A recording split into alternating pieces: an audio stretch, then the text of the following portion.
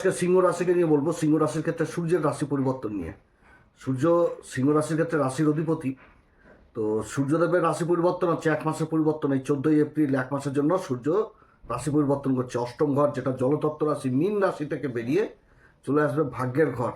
আর ভাগ্যের ঘর যেটা মেষ রাশি, এই ঘরে কিন্তু রাশির অধিপতি উচ্চ অবস্থায় অবস্থান করবে।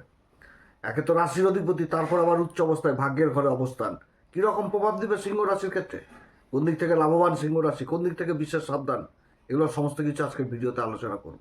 তো যাই হোক, অনুষ্ঠানটি শুরু করার আগে সবার প্রথম বলি, যেটা গ্রহের গোচর এবং চন্দ্ররাশি অনুসারেই বলা হচ্ছে, কারো কোনো রকম ব্যক্তিগত কুষ্টি ধরে আলোচনা নয়।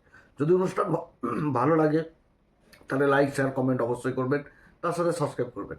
আপনারা সাবস্ক্রাইব করলে বিশেষভাবে অনুপ্রাণিত হয় এবং আগে মানে এরপরে সিংহ রাশি সম্পর্কিত বহু বহু ভিডিও দেওয়া হবে, দেখবেন।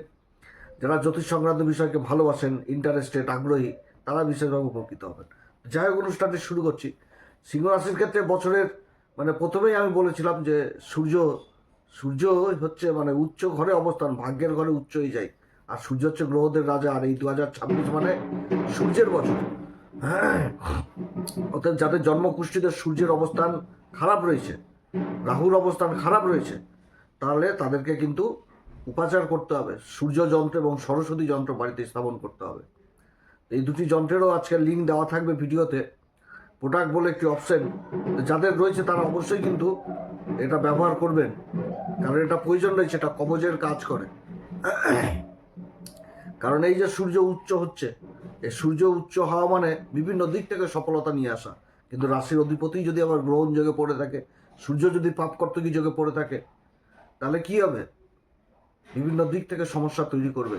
উপার্জনের সমস্যা তৈরি করবে, মান সম্মান, ইগো প্রবলেম, অনেক কিছু জীবনে নিয়ে চলে আসবে।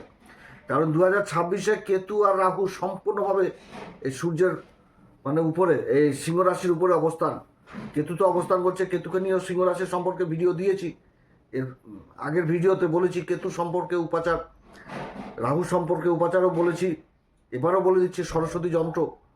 আর সূর্যের জন্য বলে দিলাম সূর্য যন্ত্র বাড়িতে স্থাপন করবেন। এই দুটি যন্ত্রের লিঙ্ক কিন্তু দেওয়া থাকবে। যাদের প্রয়োজন রয়েছে অবশ্যই সংগ্রহ করবেন। কারণ এই বছরের মাঝামাঝিতে আবার সূর্য বলছে রাহু নক্ষত্র পরিবর্তন করবে। মঙ্গলের নক্ষত্র ধনিষ্ঠাতে চলে আসবে। অনেক রকম সমস্যা তৈরি করবে দাম্পত্যের ঘরে। তা আগে থেকে প্রস্তুতি নেওয়া ভালো। তা আজকের আলোচনা হচ্ছে সূর্যের এই উচ্চ অবস্থান। গ্রহ যখন উচ্চ হয়ে যায় তখন কিন্তু তার বিশেষভাবে প্রভাবিত হয়, সেটা যে কোনো গ্রহ। আর সিংহ রাশির ক্ষেত্রে বর্তমানে যে গ্রহদের অবস্থান যথেষ্ট ভালো। সব থেকে ভালো অবস্থান হচ্ছে দেবগুরু বৃহস্পতির অবস্থান। নিজের নক্ষত্রে মার্গী অবস্থায় উচ্চ বিলাসী অবস্থায় লাভের ঘরে অবস্থান করেছে। লাভের ঘরে অবস্থান, এবং যে ঘরটাতে অবস্থান করছে, যে ত্রিকোণটা অবস্থান করছে, সেটা তো কাম ত্রিকোণ। এবং পঞ্চম দৃষ্টি দিয়ে আবার সেই কাম ত্রিকোণের ঘর, তৃতীয় ঘর তুলা রাশিকে দেখছে, শুক্রের মূল ত্রিকোণ রাশি। আবার নিজের মূল ত্রিকোণ রাশি যেটা শিক্ষার ঘর, ধনু রাশিকে দেখছে। আবার শনির মূল ত্রিকোণ রাশি কুম্ভ রাশিকে দেখছে, যেটা হচ্ছে যেখানে রাহু অবস্থান করছে, দাম্পত্য জীবনের ঘর, রোজগারের ইনকামটাকে দেখছে। তো এবার এই অবস্থাতে সূর্য উচ্চ হয়ে যাচ্ছে। আর অপরদিকে ঢাইয়া চলছে এই সিংহ রাশির। শনি কিন্তু আবার যে নক্ষত্র অবস্থান করছে সেটাও নিজের নক্ষত্র, উত্তরা ভাদ্রপদ। তো এই অবস্থায় যে সূর্য উচ্চ হচ্ছে, তো কোন দিক থেকে লাভ হবে আর কোন দিক থেকে বিশেষ সাবধান, এগুলো কিন্তু তুলে ধরবে ভিডিওতে। তো ভালো দিক বলতে কি, যে ভাগ্যের জোর, ভাগ্যের একটা যে জিনিস, সেই জিনিসটা কিন্তু এই সময়কালে বিশেষভাবে উপলব্ধি করতে হবে। বিভিন্ন কাজ এগিয়ে যাবে ভাগ্যের জোরে। ভাগ্যের জোরে বিভিন্ন রকম কাজ এগিয়ে যাবে।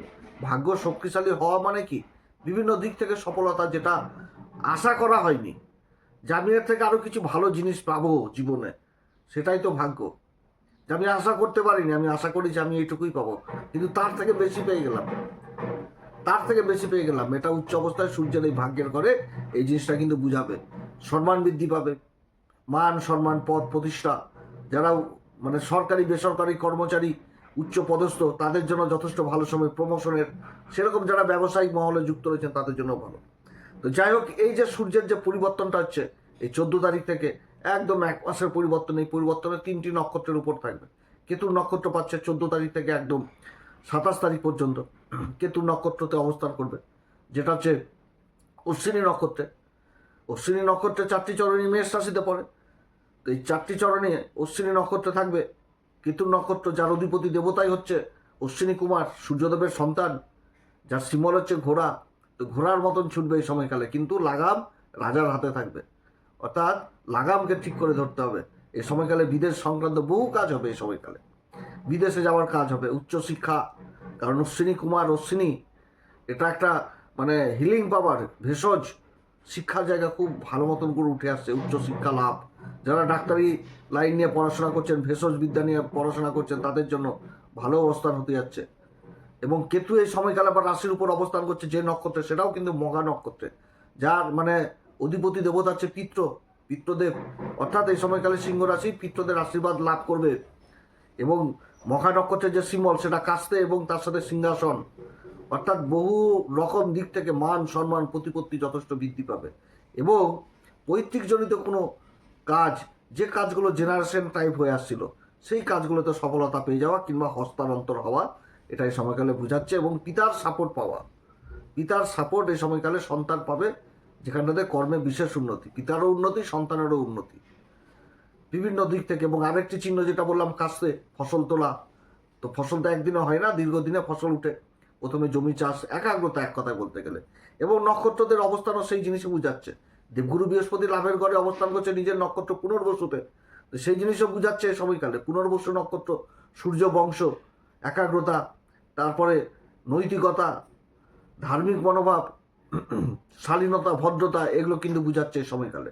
অর্থাৎ এটা একটা উন্নতির নক্ষত্র, যেই নক্ষত্রে যে বান চালিত হবে, সেই বান নিজের কর্মকে মানে কর্মকে সেই মানে কর্ম জায়গাটাকে ঠিক করে সেই নিজের জায়গাতে ফিরে আসে। অর্থাৎ কর্মের উন্নতি, এক কথায় বলতে গেলে নিজের কর্মকে সাধন করে সেই কাজকে ঠিক করে আবার নিজের জায়গায় ফিরে আসে। এটাই কিন্তু বোঝাচ্ছে এই পুনর্বসু নক্ষত্র, মানে হেভি একটা অবস্থান। তারপর সূর্য ভাগ্যের ঘরে উচ্চ অবস্থান, আর ওদিকে শনি বসে রয়েছে কিন্তু অষ্টম ঘরে, তো সেটাও কিন্তু বোঝাচ্ছে আবার জীবনের হিসাব।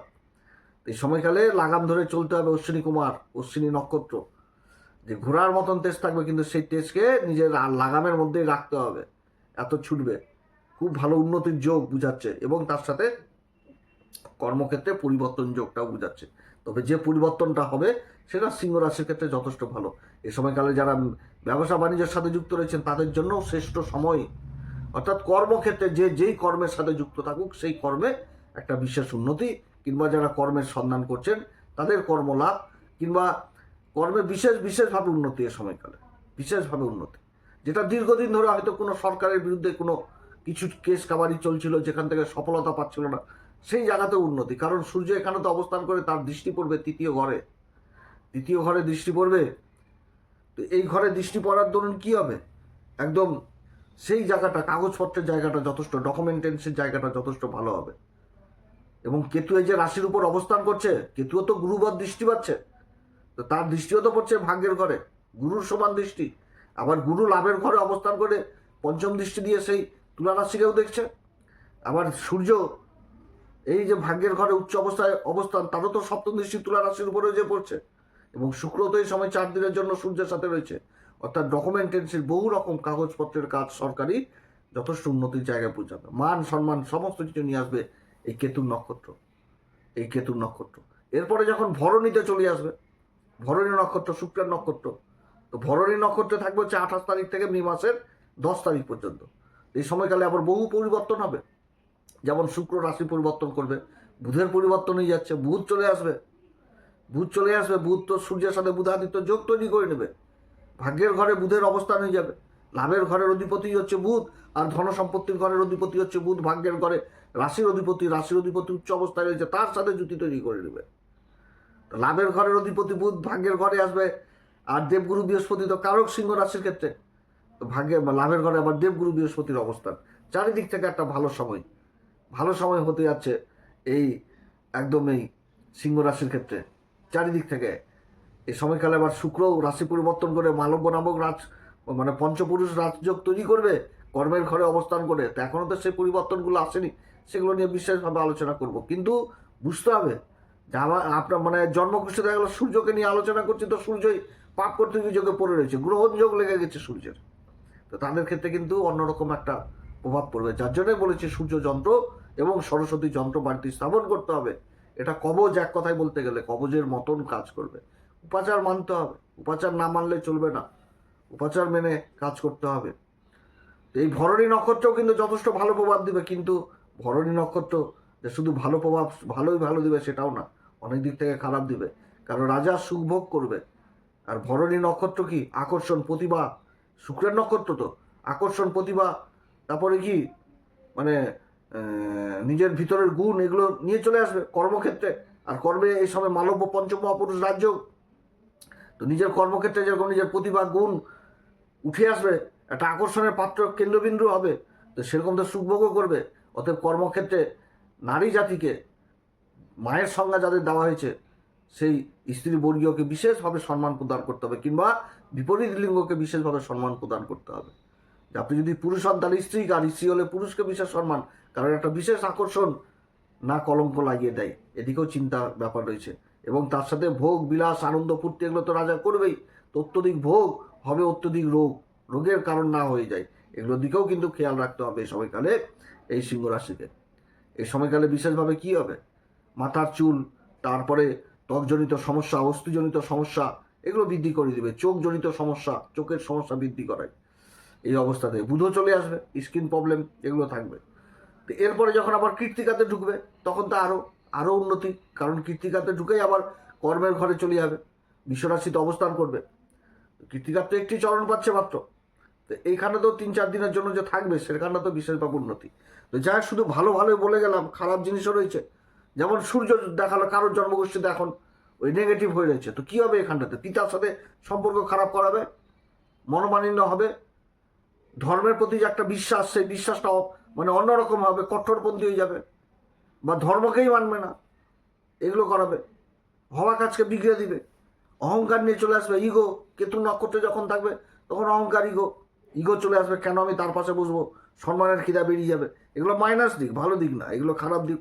পিতা পুত্রের মধ্যে একটা ডিস্টেন্স তৈরি যাবে, সম্পর্ক খারাপ হবে, তর্ক বিতর্ক হবে, ইগো জিনিসটা চলে আসবে, ভুল সিদ্ধান্ত নেওয়ার ক্ষমতা বেড়ে যাবে, সিদ্ধান্ত ভুল হয়ে যাবে, এবং মানে ধর্মের প্রতি একটা মনোভাব সেই দিক থেকে দূরে চলে আসবে, তর্ক বিতর্ক করবে। কারণ নবম ঘরে তো ধর্ম জিনিসটা উঠে আসে, আধ্যাত্মিক জিনিসটা উঠে আসে, তো সূর্য ভালো থাকলে আধ্যাত্মিক গুণটাও বিশেষভাবে, ধর্মের কথা বলবে, ধর্মপথে চলা এগুলো বোঝাচ্ছে। কিন্তু যদি সূর্য খারাপ হয়, অধর্মের কথা বলবে, অধর্মের পথে চলবে, এগুলোও করাবে, নেগেটিভ বলে। অতএব এদিক থেকে সাবধান সিংহ রাশি। আমাদের খুবই ভালো অবস্থান। উপাচার হিসাবে বলবো কি, যে পিতার সাথে কোনো রকমভাবে বাজে ব্যবহার করা যাবে না। যে কোনো কাজে পিতা মাতার আশীর্বাদ আগে প্রয়োজন, যে জন্ম দিয়েছে সেই তো সব থেকে বড় গুরু, তাদের সেবা করতে হবে। আর পিতার সাথে সম্পর্ক যদি খারাপ হয় তাহলে নিজের হাতে নিজের ভাগ্যকে নষ্ট করে দেওয়া। বয়োজ্যেষ্ঠ লোকদের কাছ থেকে সম্মান নিতে হবে, দুঃখ আঘাত দেওয়া কোনো বয়স্ক লোককে তাহলে কিন্তু খারাপ হবে। এবং তার সাথে হনুমান চল্লিশা, বজরংবাণ, শ্রীরাম সীতা, যেটা বলে আসি প্রত্যেকটা ভিডিওতে, এগুলো কিন্তু পাঠ করতে হবে। সূর্যের যথেষ্ট ভালো অবস্থান এই সময়কালে, এবং খুবই ভালো হয় যদি ওই বাদর, লাল মুখ আলা বাদরকে যদি গুড় গেউ খাওয়ানো যায়, খুব ভালো হয়। এগুলোতেও কিন্তু ভালো রেজাল্ট পাওয়া যায়। সূর্যের এই উচ্চ অবস্থান সিংহ রাশিকে অনেক অনেক উঁচুতে নিয়ে যাবে, অনেক উঁচুতে নিয়ে যাবে। কিন্তু সূর্য যন্ত্র আর সরস্বতী যন্ত্র অবশ্যই বাড়িতে স্থাপন করা উচিত, কারণ সূর্যই হচ্ছে রাশির অধিপতি, এবং ভাগ্যের ঘরটাই হচ্ছে উচ্চ ঘর। ভাগ্যের যেখানটাতে সঙ্গ পাওয়া যায় সেটা হচ্ছে সব থেকে বড় জায়গা, আর সূর্য ভাগ্যের ঘরেই উচ্চ হয়ে যাচ্ছে। তো যাই হোক, অনেক কথা আলোচনা করলাম, আপনারা সবাই ভালো থাকেন। এরপরে আবার আসবে একটু নতুন পর্ব নিয়ে। যদি অনুষ্ঠান ভালো লাগে তাহলে লাইক, শেয়ার, কমেন্ট অবশ্যই করবেন, তার সাথে সাবস্ক্রাইব করবেন। নমস্কার, ধন্যবাদ।